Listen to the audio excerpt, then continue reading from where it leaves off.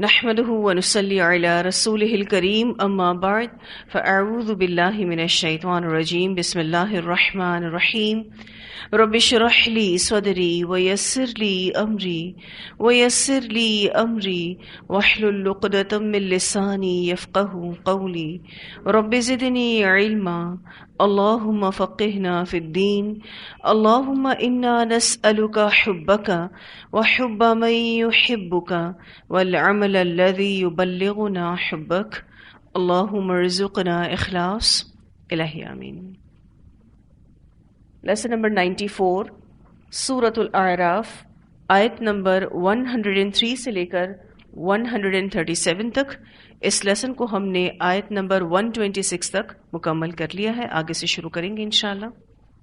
ہم پچھلی آیات میں بھی حضرت موسیٰ ہی کے قصے کو پڑھ رہے تھے اور آگے بھی وہی قصہ کنٹینیو ہے۔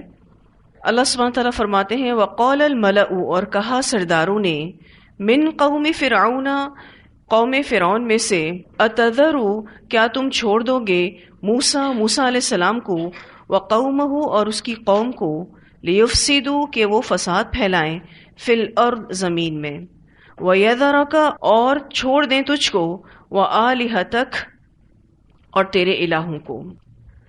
اب یہاں اللہ سبحانہ تعالیٰ فرعون اور اس کے سرداروں کے دلوں میں جو موسیٰ اور اس کی قوم کے لیے نفرت اور بغض تھا اس کو واضح کر رہے ہیں۔ سرداروں نے فرعون سے کہا، کیا تم موسیٰ اور اس کی قوم کو چھوڑ دو گے کہ وہ ہماری زمین میں خرابی کریں، یعنی تیری رعایا کو خراب کریں؟ یہ لوگ جس نظریے کا پرچار کر رہے ہیں، جس عقیدے کو پروموٹ کر رہے ہیں، اگر وہ عوام میں مقبول ہوتا گیا اور اس نظریے کی بنیاد پر لوگ منظم ہوتے گئے، جمع ہوتے گئے، تو ہمارے خلاف بغاوت پھوٹنے اور ملک میں فساد پھیلنے کا سخت اندیشہ ہے۔ اسی لیے آپ دیکھیے کہ سرداروں نے فرعون سے کہا، اتذر موسیٰ وقومہ لیفسدوا فی الارض، کیا تو ان کو ایسے ہی سب کچھ کرنے دے گا؟ یہ اپنی منمانی کرتے رہے، ان کو یہ آزادی ملی رہے کہ یہ اپنے عقیدے کو پروموٹ کریں، اپنے نظریے کا پرچار کریں؟ اس سے تو پھر ہماری زمین میں فساد پھیلے گا۔ اور یہاں پر الارض سے مراد ارض مصر ہے۔ وَيَذَرَكَ، اور چھوڑ دیں تجھ کو، وَآلِهَتَكَ، اور تیرے الہوں کو۔ وہ تجھے چھوڑ کر اپنی قوم کو اپنے رب کی عبادت کی دعوت دیں گے، وَآلِهَتَكَ، اور تیرے الہوں کو بھی چھوڑ دیں گے۔ ابن عباس رضی اللہ تعالیٰ عنہما فرماتے ہیں کہ یہاں پر معبودوں سے مراد گائے ہے۔ وہ جب بھی کسی خوبصورت گائے کو دیکھتے تو فرعون انہیں اس کی عبادت کا حکم دیتا۔ اسی وجہ سے سامری نے بھی بچڑے کا ایک ایسا مجسمہ بنایا تھا، ایک ایسا قالب بنایا تھا کہ جس کی آواز گائے کی سی تھی۔ اور کچھ مفسرین یہاں سے مراد پتھروں کے بتوں کو بھی لیتے ہیں۔ تو اس سے پتہ چلتا ہے کہ قوم فرعون کے بہت سے معبود تھے، ان کا سب سے بڑا الہ سورج تھا، اور وہ فرعون کو بھی الہ مانتے تھے، کیونکہ فرعون خود کو رب کہتا تھا انا ربکم الاعلی، یعنی فرعون خود بھی الہ بن کر بیٹھا تھا، اور خود بھی اس نے بہت سے الہ بنا رکھے تھے۔ اس کی قوم ان الہوں کی بھی پوجا کرتی تھی۔ اور کچھ مفسرین یہاں وآلہتک سے مراد دین کو بھی لیتے ہیں اور بادشاہت کو بھی لیتے ہیں، یعنی وہ تجھے اور تیرے دین کو، تیرے الہوں کو، تیری بادشاہت کو نہیں مانیں گے، یہ تیرے سامنے آ کے کھڑے ہو جائیں گے، تجھ سے بغاوت کرنے لگیں گے۔ ایک اہم سبق جو آیت کے اس حصے سے پتہ چلتا ہے وہ یہ کہ بسا اوقات ایک شخص خود بھی خراب ہوتا ہے، لیکن اس کو مزید کون خراب کرتا ہے؟ اس کے حواشی، اس کے آس پاس کے لوگ۔ وہ اس لیے کہ وہ ان کے مشورے پر چلتا ہے۔ ایک شخص غلط کام کر کے ڈرتا ہے، لیکن اس کے ساتھ ہی اس کا ڈر نکال دیتے ہیں، اس کو تھپکی دیتے ہیں کہ تم جو کر رہے ہو ٹھیک کر رہے ہو. اس وجہ سے وہ شخص اور زیادہ خراب ہو جاتا ہے. وہ خود بھی خراب ہوتا ہے لیکن زیادہ خراب اس کے آس پاس کے لوگ کرتے ہیں. اب آپ دیکھیے یہاں تو فرعون کی بات ہو رہی ہے. فرعون خود بھی بہت زیادہ متکبر تھا، خراب تھا، سرکش تھا، لیکن اس کے آس پاس کے سرداروں نے بھی اس کے سرکش ہونے میں مزید کردار ادا کیا. تبھی تو وہ یہاں کہہ رہے ہیں کہ کیا تو موسیٰ کو اس کی منمانی کرنے دے گا؟ اس کی قوم جو چاہے گی کرتی پھرے گی، کل کو یہ ہمارے سامنے آ کے کھڑی ہو جائے گی. قولا کہا، یعنی فرعون نے، سنقتل ان قریب ہم قتل کر دیں گے، ابناءہم ان کے بیٹوں کو، ونستحیی اور ہم زندہ چھوڑ دیں گے، نساءہم ان کی عورتوں کو، یعنی ہم اپنی خدمت کے لیے ان کی عورتوں کو زندہ رکھیں گے. دھمکی کے انداز میں کہا، اور بنی اسرائیلیوں کے لیے اس نے وہی سزا تجویز کی جو سزا کچھ سالوں پہلے اس کے باپ نے بھی تجویز کی تھی. وَإِنَّا اور بے شک ہم فوقہم ان کے اوپر قاہرون غالب ہیں. اب درباریوں کا حوصلہ بڑھانے کے انداز میں کہہ رہا ہے کہ تم گھبراتے کیوں ہو، ہم پوری طرح سے ان پر چھائے ہوئے ہیں، یہ ہمارا کچھ بھی نہیں بگاڑ سکتے. یہ جو سزا اس نے سنائی، سنقتل ابناءہم ونستحیی نساءہم، ایکچولی یہ فرعون کا جواب تھا اپنے سرداروں کی بات کا. فرعون نے سرداروں کی اس بات کا جواب دیتے ہوئے کہا کہ عنقریب ہم ان کے لڑکوں کو قتل کر ڈالیں گے اور لڑکیوں کو زندہ رہنے دیں گے تاکہ یہ عورتیں ہماری خدمت کرتی رہیں. یہ آزمائش بنی اسرائیل پر ایک دفعہ اس سے پہلے بھی آ چکی تھی. حضرت موسیٰ علیہ السلام کی ولادت سے قبل جو فرعون اقتدار میں تھا، اس نے بنی اسرائیل کی نسل کشی کے لیے، اس کی افرادی طاقت کم کرنے کے لیے یہ حکم دیا تھا کہ 1 سال لڑکوں کو جو بنی اسرائیل میں سے پیدا ہوں گے قتل کر دیا جائے گا اور 1 سال ان کو قتل نہیں کیا جائے گا. مگر فرعون کے قصد اور ارادے کے خلاف ہو کر رہا.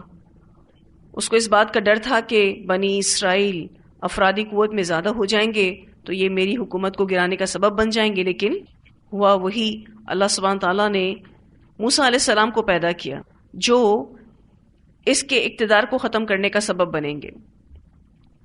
تو فرعون کے قصد اور ارادے کے خلاف ہو کر رہا اور جو اللہ کو منظور تھا وہ ہو کر رہا.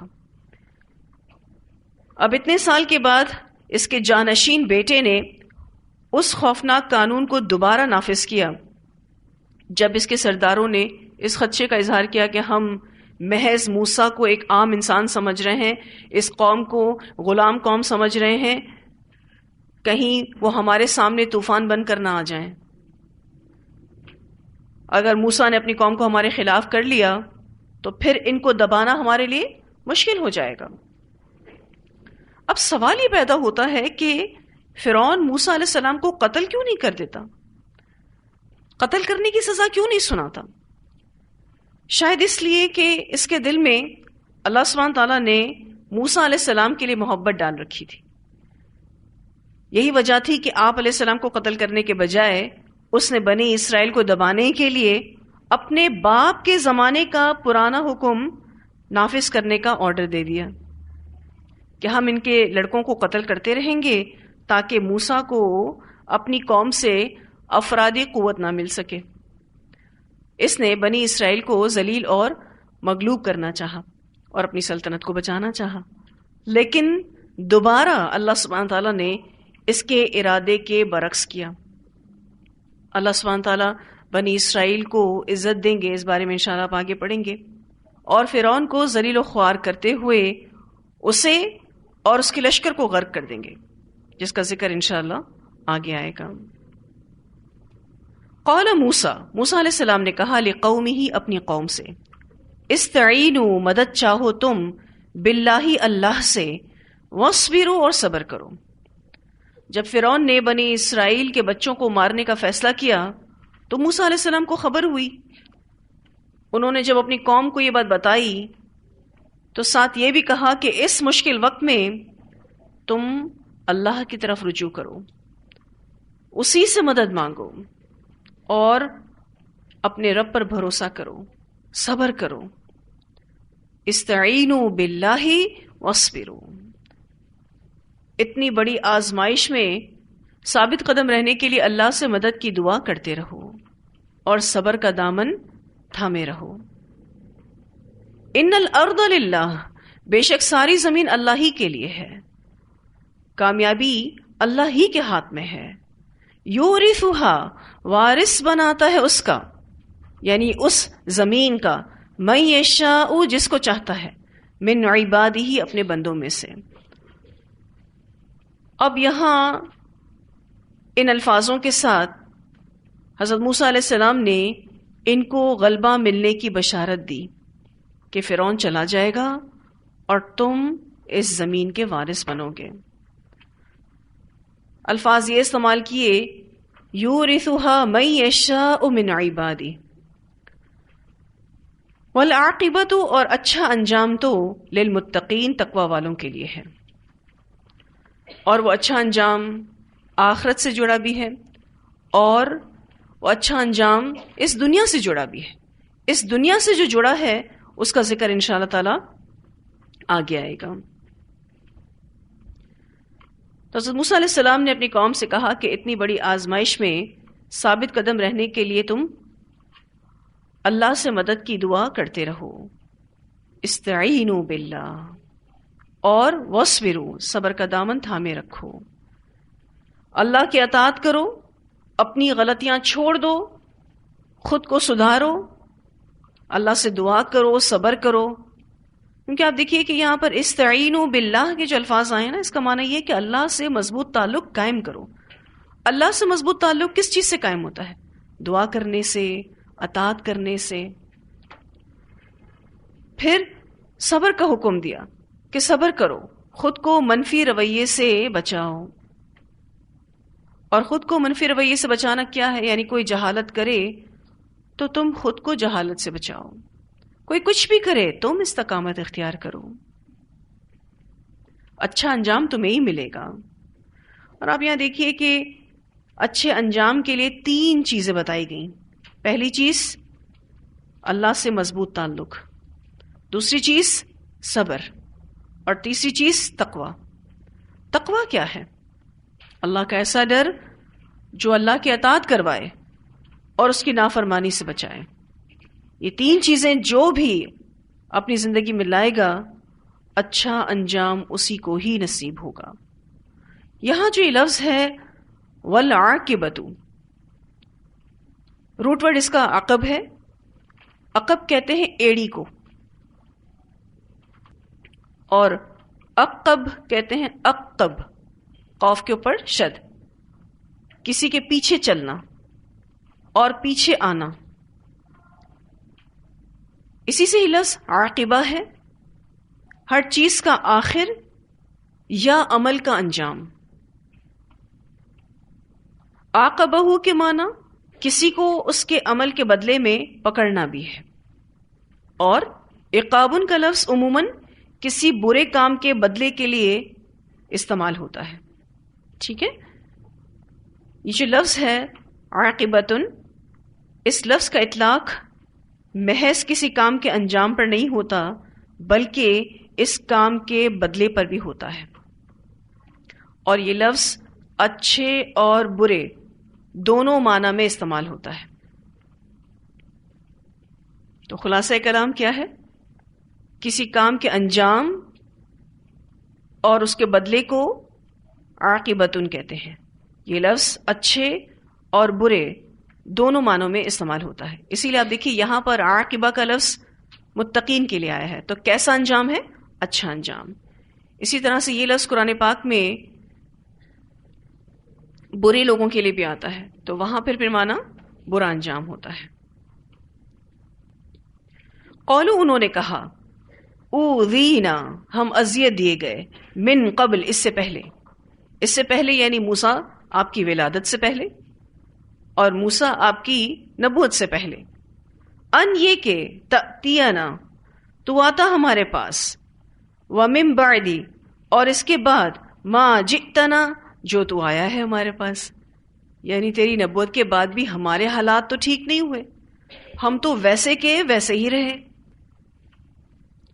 بنی اسرائیل نے موسیٰ علیہ السلام سے کہا کہ اس سرزمین پر ہم تو پریشان ہی رہے ہیں، آپ کی ولادت سے پہلے بھی ہمارے بچوں کو اس لیے قتل کیا گیا کہ کوئی ایک ایسا بچہ پیدا نہ ہو جائے جو فرعون کی سلطنت کو ختم کر دے، لیکن موسیٰ آپ تو پیدا ہو گئے، اور اب جب آپ نبی مرسل بن کر آ گئے ہیں، اللہ نے آپ کو نبی بنا دیا ہے، تب بھی ہمارے بچوں کو قتل کیا جا رہا ہے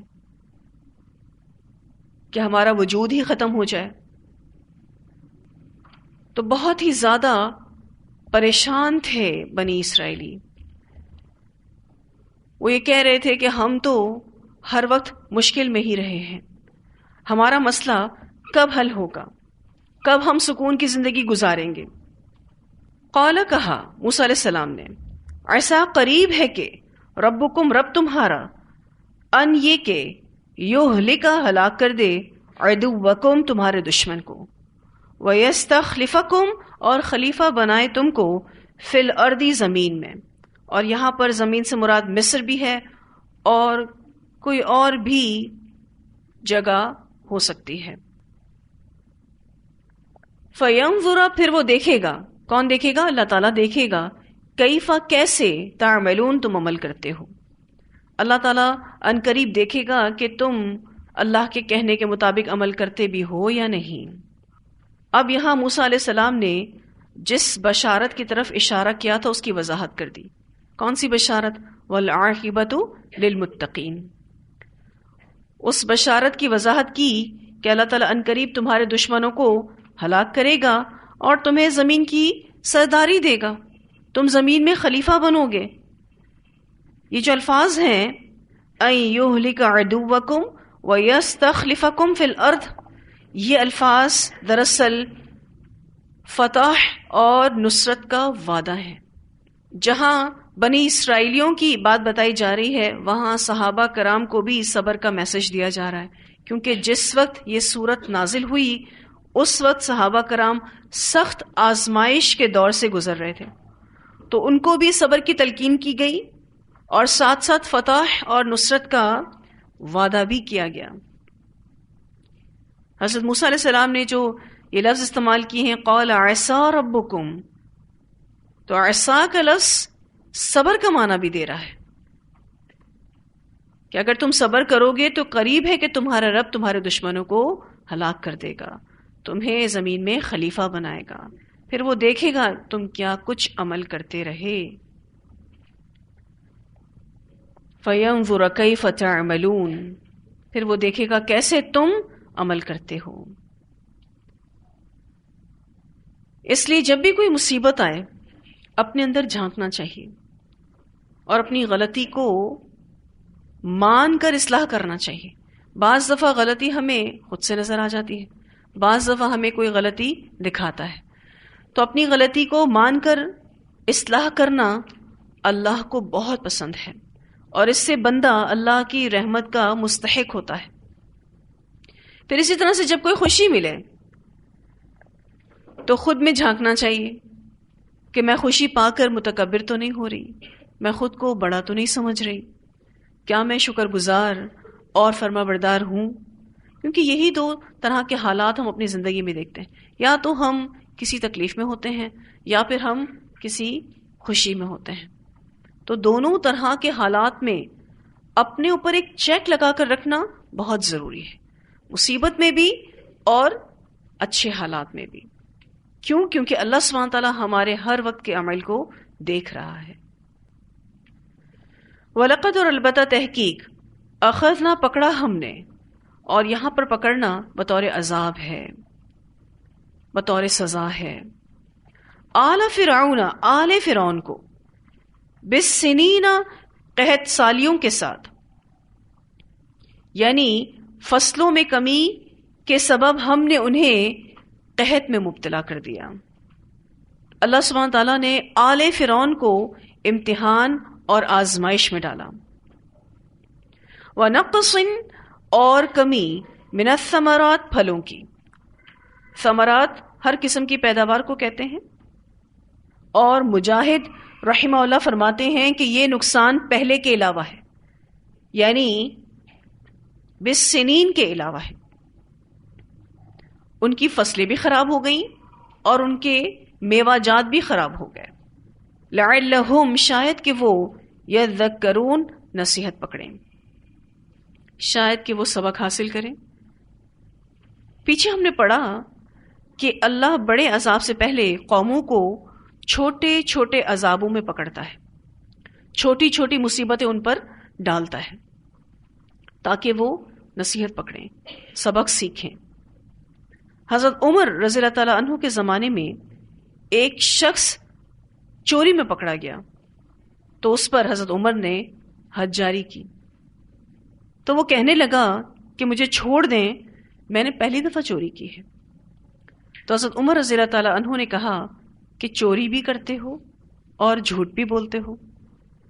وہ اس لیے کہ اللہ سبحانہ تعالیٰ کسی کے گناہ کو، کسی کے جرم کو پہلی دفعہ کرنے پر نہیں پکڑتے، اس کو ظاہر نہیں کرتے. ہاں البتہ کوئی شخص بار بار کوئی گناہ کرتا ہے تو پھر اللہ اس کا پردہ کھول دیتا ہے یا پھر اس کی پکڑ آ جاتی ہے. یعنی اللہ سبحانہ تعالیٰ بڑی پکڑ سے پہلے چھوٹی چھوٹی مصیبتیں لاتا ہے. بڑی پکڑ کب لاتا ہے؟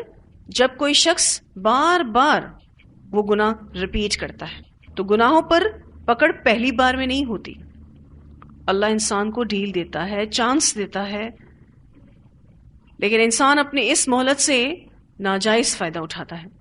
پھر بھی انسان سبق نہیں سیکھتا، پھر وہ اچانک اللہ تعالیٰ کی بڑی پکڑ میں آ جاتا ہے. تو اللہ بڑے عذاب سے پہلے قوموں کو چھوٹے چھوٹے عذابوں میں مبتلا کرتے ہیں. اور یہاں اس آیت میں اسی بات کا ذکر ہو رہا ہے. وَلَقَدْ أَخَذْنَا آلَ فِرْعَوْنَ بِالسِّنِينَ وَنَقْصٍ مِّنَ الثَّمَرَاتِ لَعَلَّهُمْ يَذَّكَّرُونَ. اور یہ جو بالسنین کا لفظ ہے، سین نون واو سے ہے، یعنی کئی سال یہ اس قحط میں مبتلا رہے اور پھر ان کے پھل بھی خراب ہونا شروع ہو گئے. اور یہ ایک طرح کا ریمائنڈر تھا تاکہ یہ نصیحت پکڑیں. لعلہم یذکرون. اللہ سبحانہ تعالیٰ ہماری زندگیوں میں بھی چھوٹی چھوٹی تکلیفیں لا کے ہمیں ریمائنڈر دیتے ہیں کہ اپنی اصلاح کر لو، اپنے اعمال پر غور و فکر کر لو. بس اوقات تو ہمیں ہماری غلطی نظر آ جاتی ہے، لیکن ہم اگر اس کو مان لیں تو بہت اچھی بات ہے، استغفار کر لیں، دوبارہ اس کو نہ دہرائیں تو لازماً ہم نے اس مصیبت سے سبق لے لیا. لیکن جب ہم اپنی غلطی کو نہیں مانتے، باوجود اس کے کہ ہمیں اللہ تعالیٰ غلطی دکھا بھی دیتا ہے، یا مان جاتے ہیں لیکن اصلاح نہیں کرتے، تو یوں سمجھ لیجئے کہ ہم نے اس آئی ہوئی مصیبت سے سبق حاصل نہیں کیا. بس اوقات ایسا بھی ہوتا ہے کہ ہمیں ہماری غلطی سمجھ ہی نہیں آتی، یہی نہیں پتہ چلتا کہ آخر ہم غلط کہاں ہیں. تو بھی استغفار کرنا چاہیے اور کثرت سے استغفار کرنا چاہیے، کیونکہ ہم اتنے نادان ہیں، بس اوقات ہمیں ہماری غلطی کے بارے میں پتہ ہی نہیں چلتا. تو یہ کہہ کر کہ اللہ تعالیٰ غلطی سمجھ نہیں آ رہی، لیکن پھر بھی تو ہمارے گناہوں کو معاف کر دے. لازماً کہیں نہ کہیں کوئی نہ کوئی کمی کوتاہی ہوئی ہے جس کی پینلٹی یہ آئی ہے، جس کا ریمائنڈر یہ آیا ہے کہ میں اپنی اصلاح کر لوں. اور موسٹلی تو اللہ سبحانہ تعالیٰ ہمیں ہماری غلطی دکھا ہی دیتے ہیں، کیونکہ اللہ چاہتا ہے کہ ہم اپنی اصلاح کریں. فَإِذَا پھر جب جاءتہم آئی ان کے پاس الحسنۃ بھلائی، آسائش یعنی پیداوار اور رزق کی فراوانی ہوتی، قولوا انہوں نے کہا، لنا ہمارے لیے ہی ہے، ہذہ یہ. جب ان کے پاس پیداوار زیادہ ہونے لگی، رزق کی فراوانی ہونے لگی، تو وہ کہتے کہ ہم اس کے مستحق ہیں، اس پر ہمارا حق ہے. یعنی ان کے حالات جب قدرے بہتر ہو جاتے، فصلیں وغیرہ ٹھیک ہو جاتی، خوشحالی آتی اور ان کو آسائش حاصل ہوتی، تو وہ کہتے کہ یہ ہماری محنت ہے، یہ ہماری منصوبہ بندی ہے، یعنی پلاننگ ہے، اور ہماری کوشش کا نتیجہ ہے.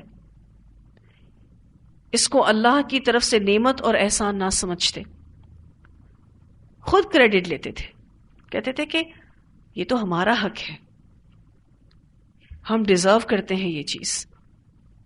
وَإِنْ اور اگر تصیبہم پہنچتی ان کو سیئۃ کوئی برائی، کوئی سختی، جان یا مال سے آئی کوئی آزمائش، یا سختی بمعنی خشک سالی ہے، یا پھر قحط کی صورت میں کوئی مسئلہ آتا، یا طیرو نحوست بتاتے، بدشگونی بتاتے، بموسیٰ موسیٰ علیہ السلام سے، ومن معہ اور جو آپ کے ساتھ تھے. کہتے کہ یہ ان کے اور جو وہ دین لائے ہیں اس کے سبب ہے. تمام مشکلات ان لوگوں کی نحوست کی وجہ سے آ رہی ہیں.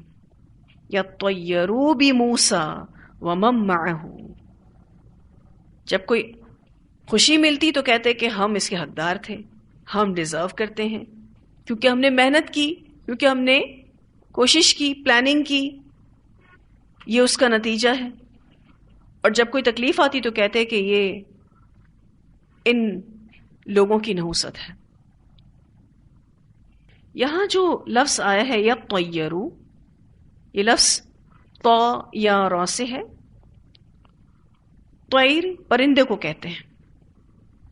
ویسے طائر کا لفظی معنی اڑنے والا یعنی پرندہ.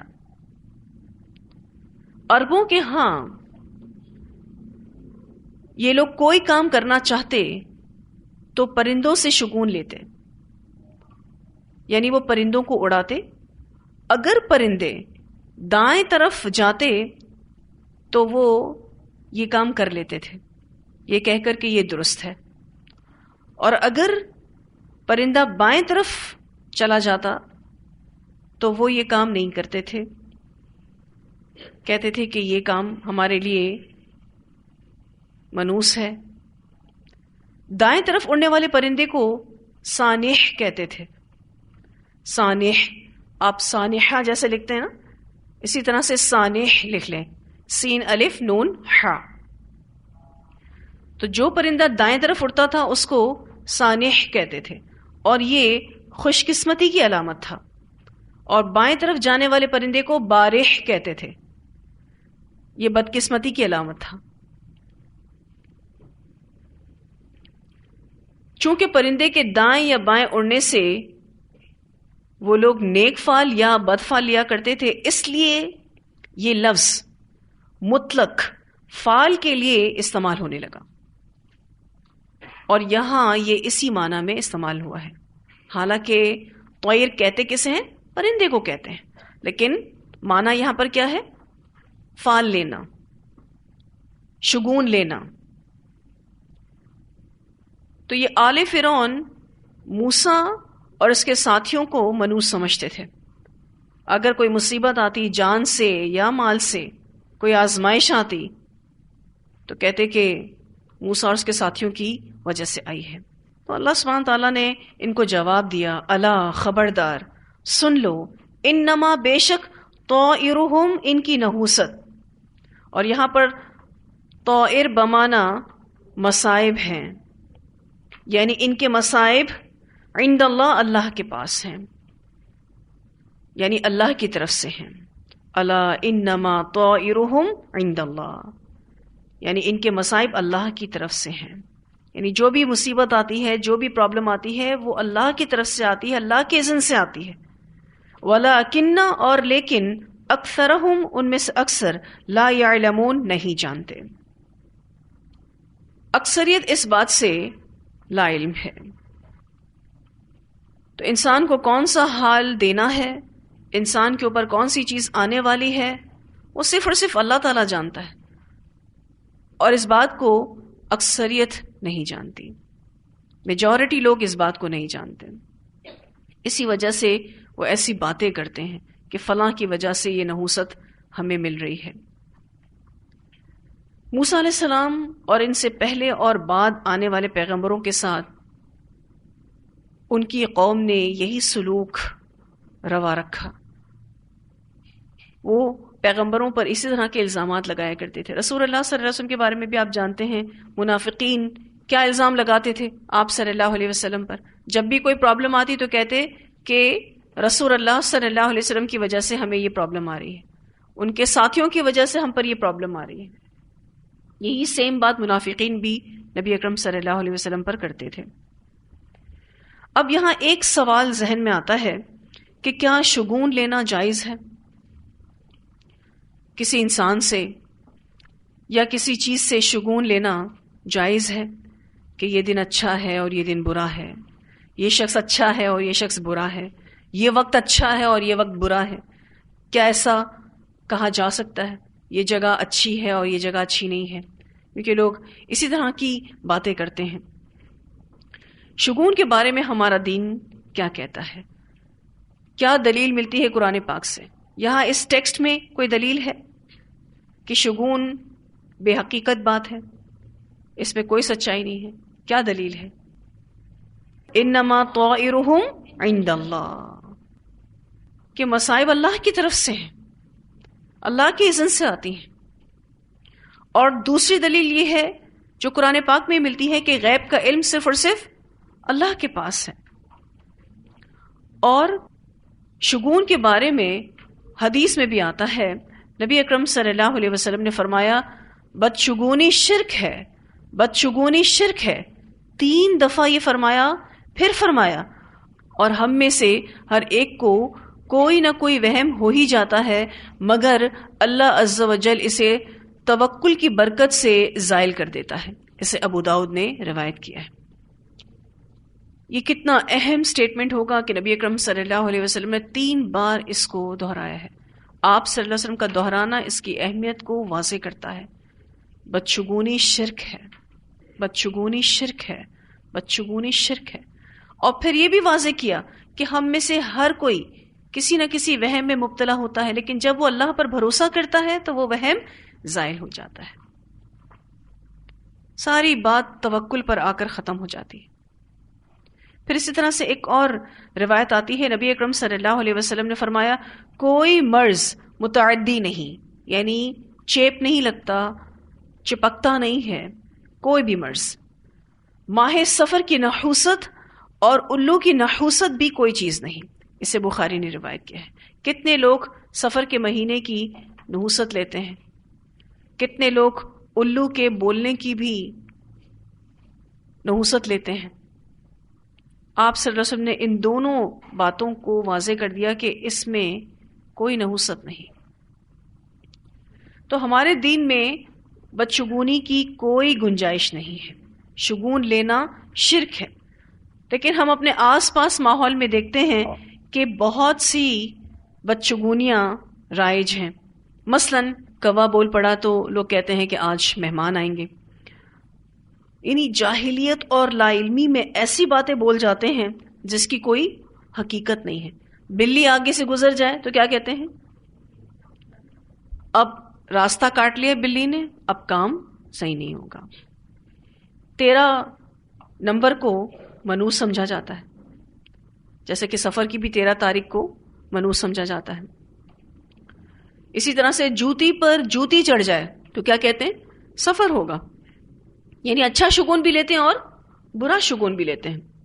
زبان کٹ گئی تو کہتے ہیں کسی نے بد دعا کی ہے یا پھر کسی نے ہماری غیبت کی ہے.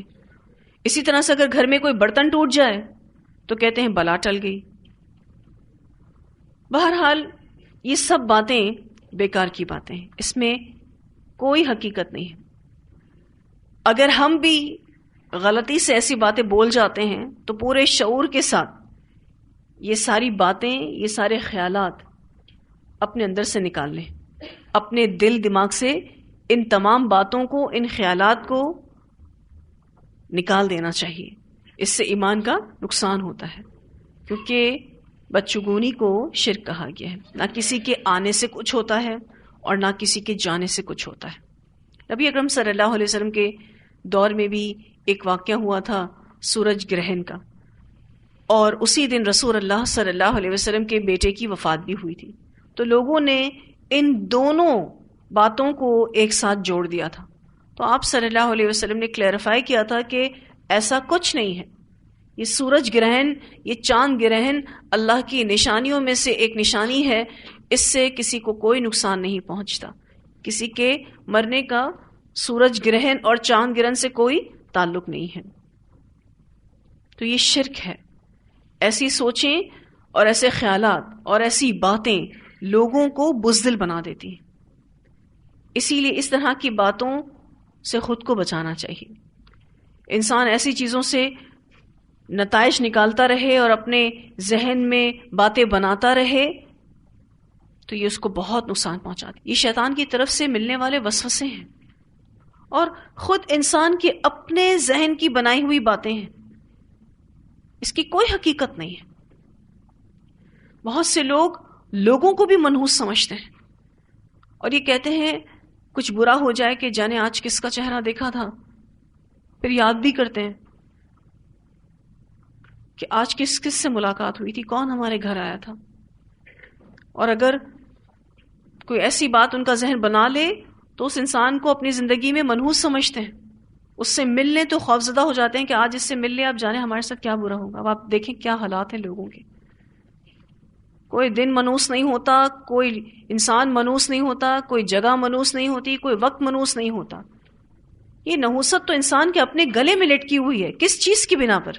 اس کے نامہ اعمال کی بنا پر. ہم بغیر سوچے سمجھے اگر ایسی باتیں بول جاتے ہیں تو ہمیں اس سے بچنا چاہیے. بس اوقات کہتے ہیں کہ کوئی جا رہا ہو تو پیچھے سے آواز نہیں دو، اچھا شگون نہیں.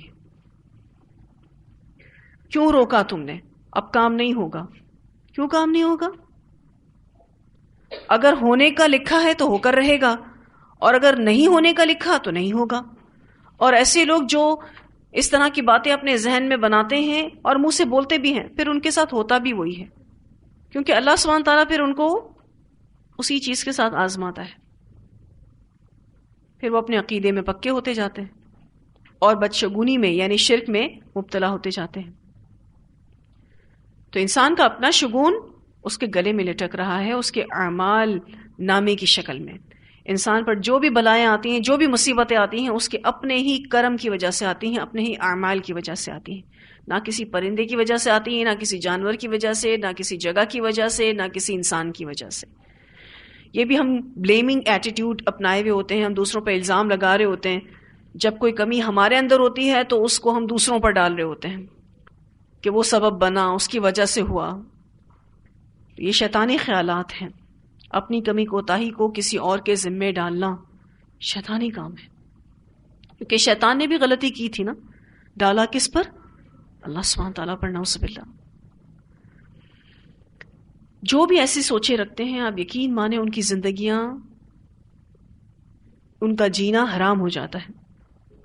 اور اس عمل میں اگر آپ تھوڑا سا غور و فکر کریں تو مردوں سے زیادہ عورتیں انوالو ہیں. اور گھروں میں ایسی چیزیں پائی جاتی ہیں اللہ کی پناہ.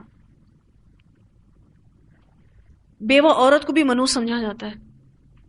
اب اگر اس کا شوہر فوت ہو گیا تو اس میں اس کا کیا قصور ہے؟ یہ تو اللہ کے اذن سے ہوتا ہے کسی کا اس دنیا سے چلے جانا. کوئی شادی کا موقع ہو تو بیوہ عورتوں کو الگ بٹھایا جاتا ہے کہ جس کی شادی ہو رہی ہے اس پر اس کا برا سایہ نہ پڑے.